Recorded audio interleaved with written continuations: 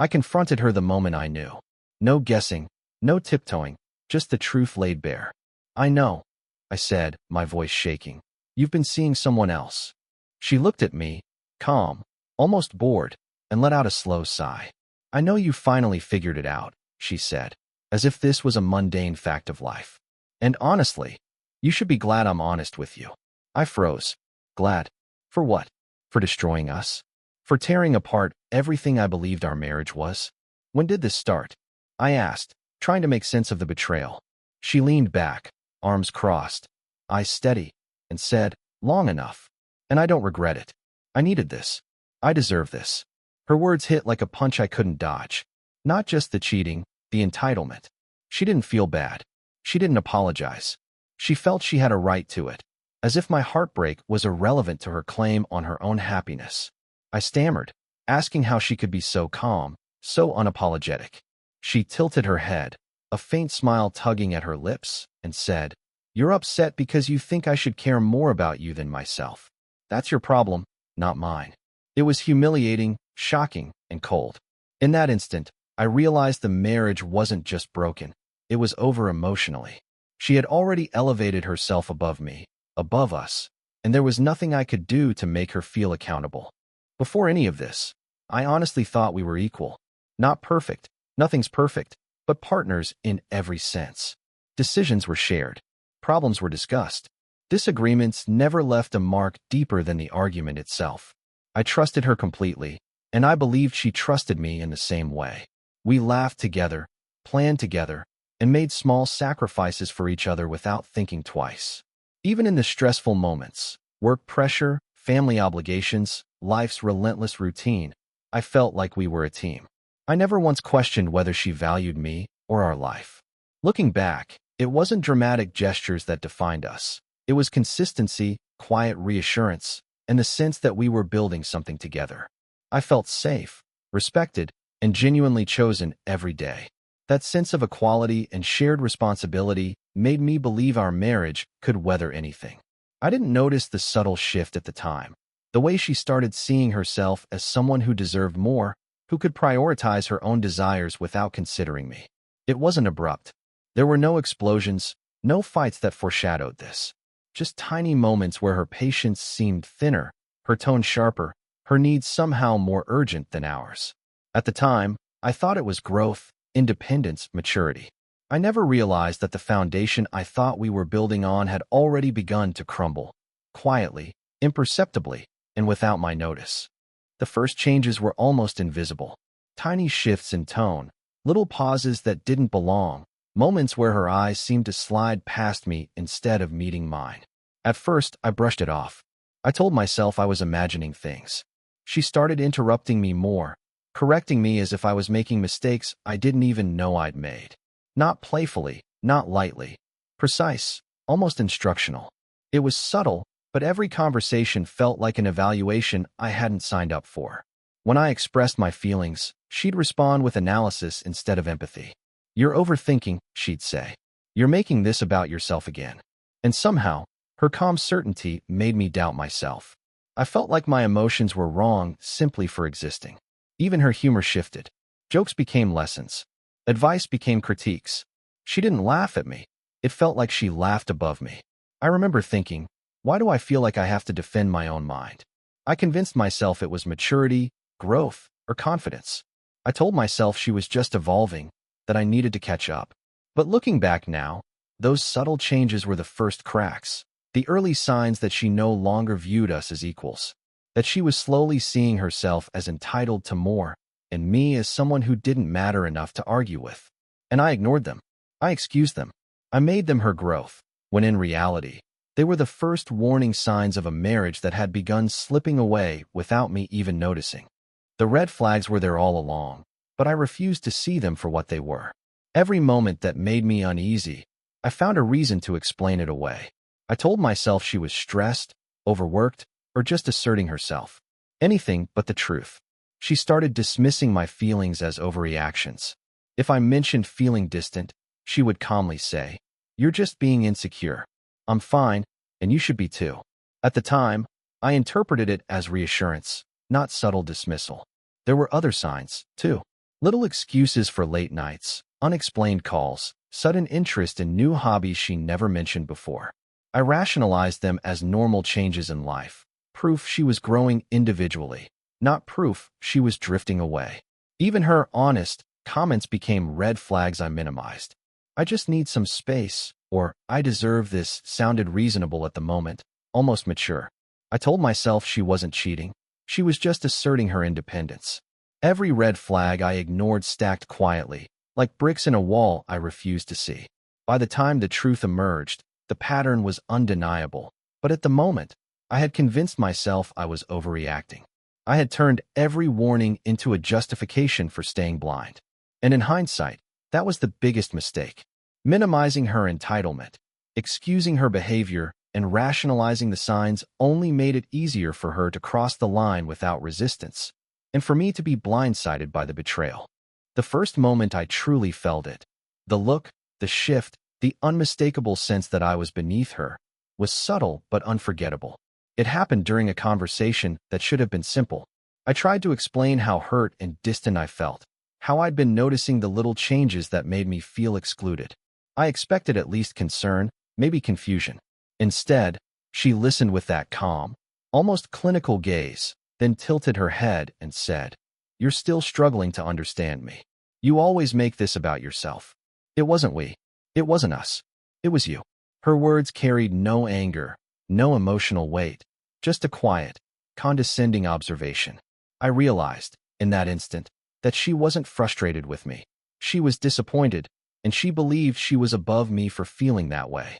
I tried to press further, to tell her what I meant, but she interrupted softly, almost patiently. "This is exactly why I've been distant. You can't see past your own feelings." I remember the sudden humiliation, the sharp sting of being looked down on by the person I had trusted with everything. I felt small, foolish, like my emotions were trivial. That was the moment I began to understand the true nature of her entitlement. She didn't just cheat emotionally or physically.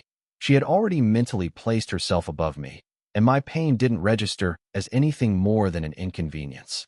After that moment, everything changed, though subtly at first. Her behavior wasn't dramatic or explosive. It was quiet, controlled, and unmistakably calculated. The equality we once had vanished, replaced by a sense that she was always one step above me. Conversations no longer felt mutual.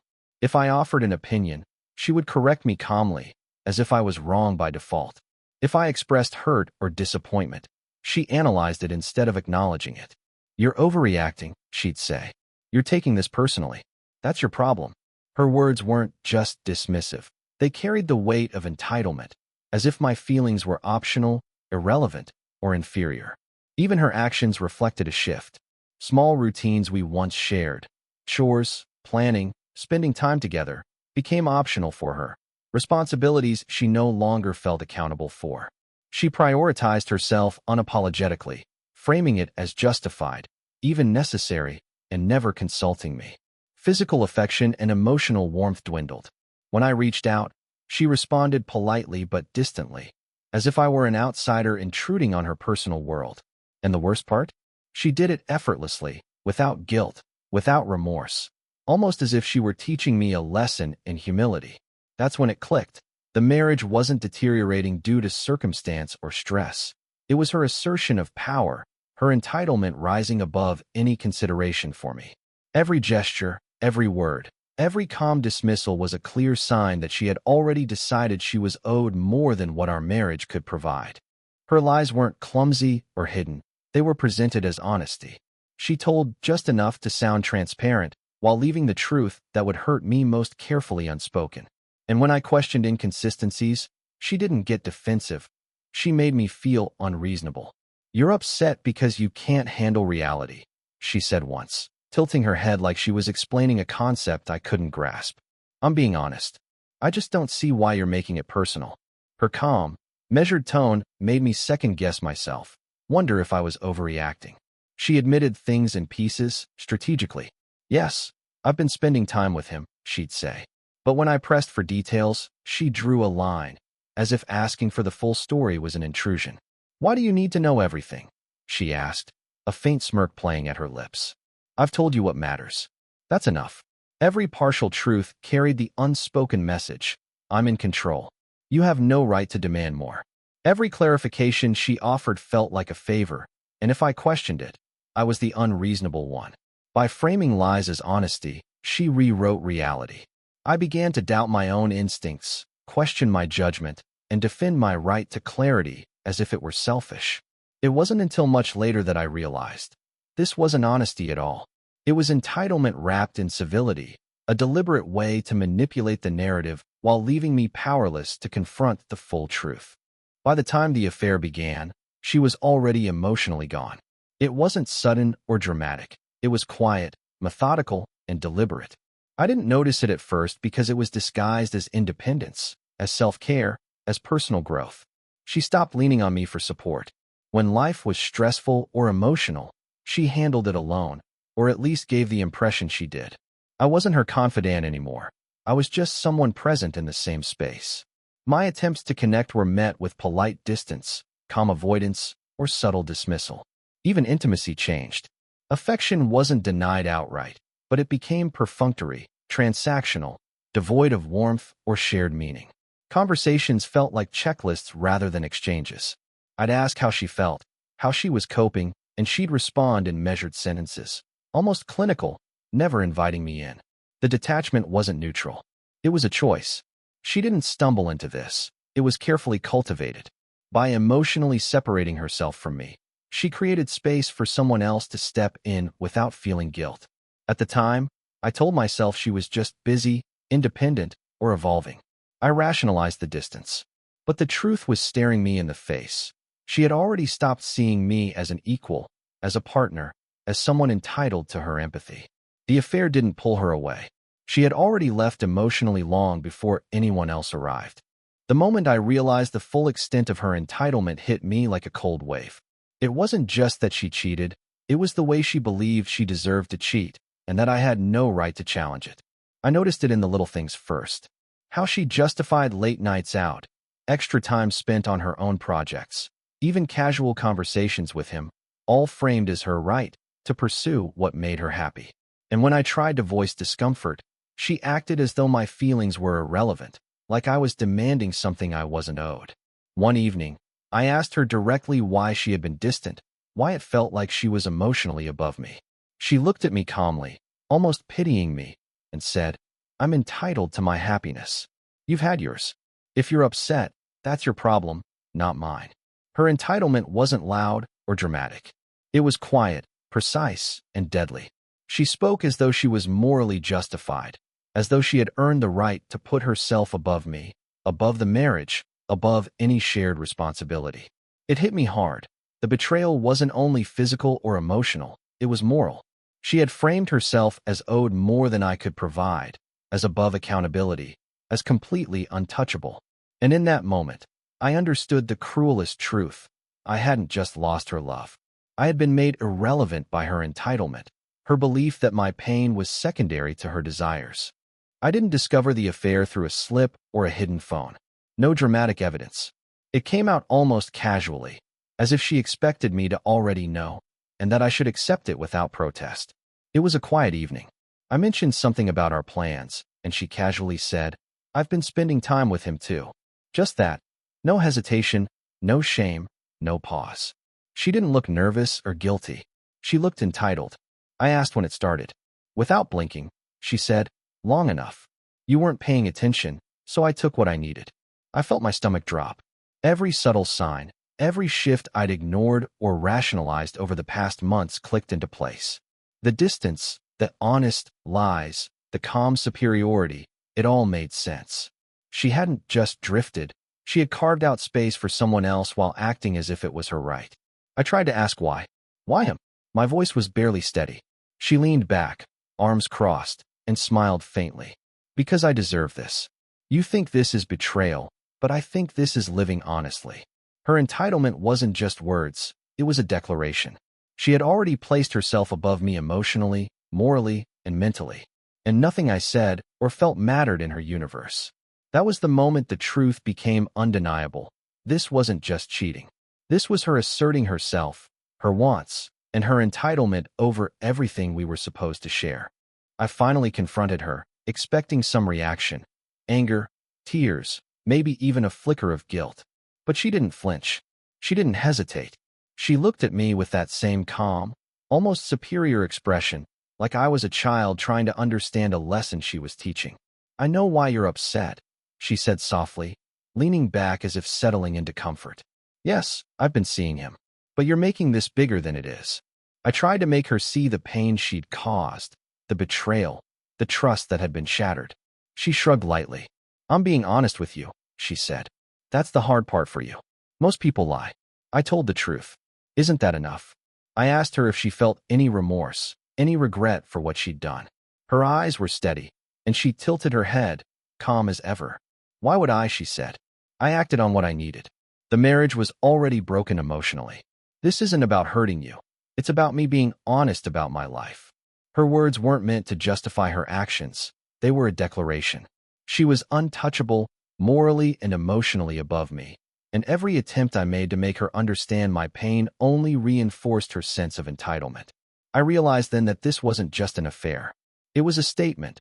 She had already decided she was owed everything she wanted, and my suffering was irrelevant. There was no reasoning with it. No begging. No hope. I kept waiting for it. The hesitation, the apology, the tiniest flicker of guilt. But it never came. She didn't flinch. She didn't waver. She didn't even look conflicted. Instead, she gave me that calm, steady gaze, like a teacher evaluating a student. "Why would I feel guilty?" she asked. "I acted on what I needed. I'm being honest.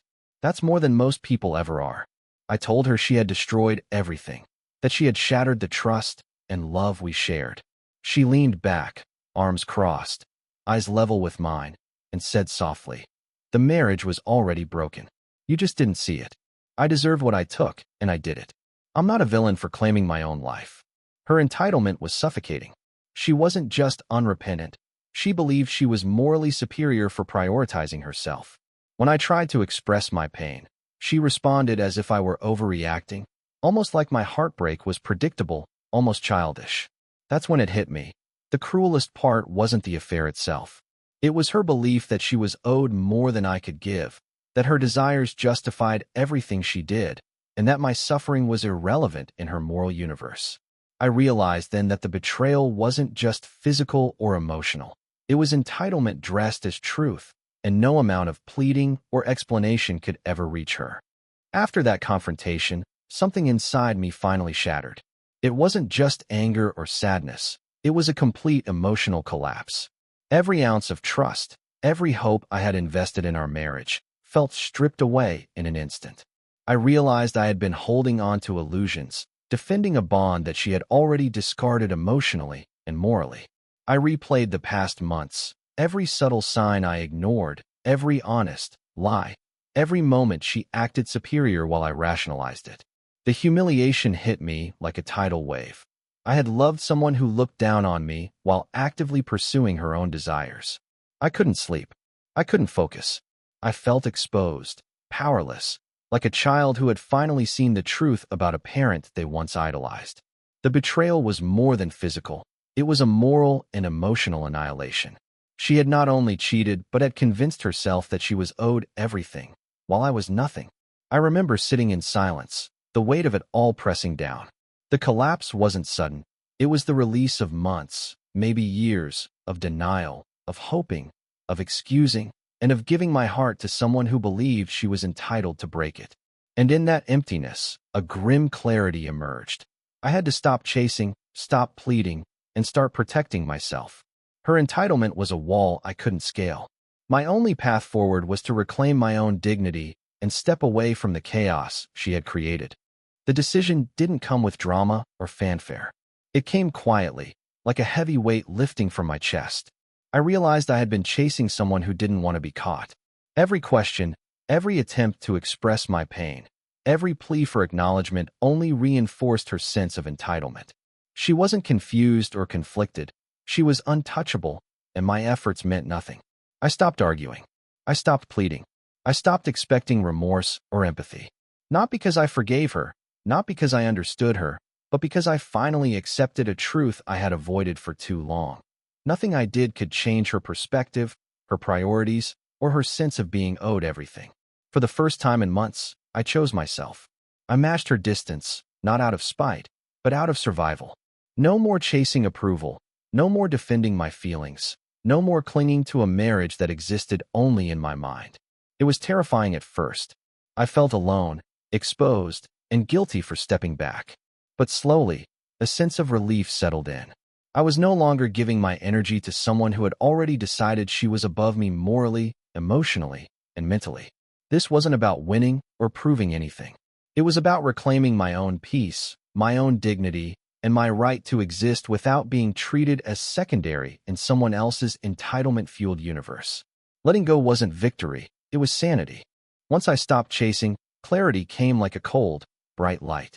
The fog lifted, and I finally saw the marriage for what it truly was: hollow, one-sided, and sustained entirely by my effort and denial.